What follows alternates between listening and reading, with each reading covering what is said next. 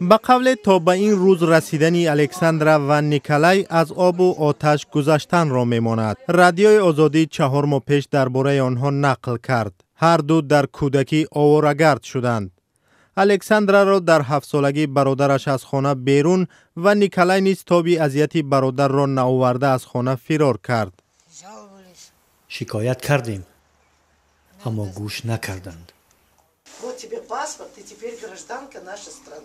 هر دو به خاطر تغییر دادن زندگی از سازمان‌های جمعیتی کمک خواستند و در یکی از این واخوری‌ها یکدیگر را دیدند.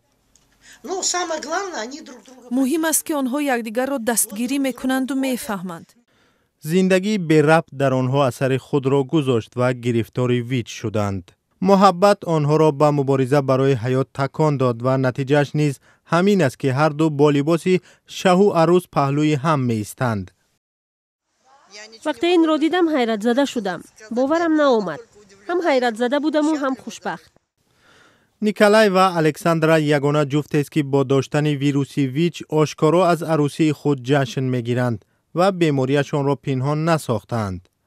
هنوز جامعه تاجیک به حیات سالم برگشتن گرفتاران ویچ را شبهه انگیز می‌داند و آنها نیز می‌کوشند تاریخ بیماریشان مخفی ماند. تقدیر الکساندرا و نیکلای به قول سازمان‌های جمعیتی یک نمای نادری برگشت امیدی از دست رفته است.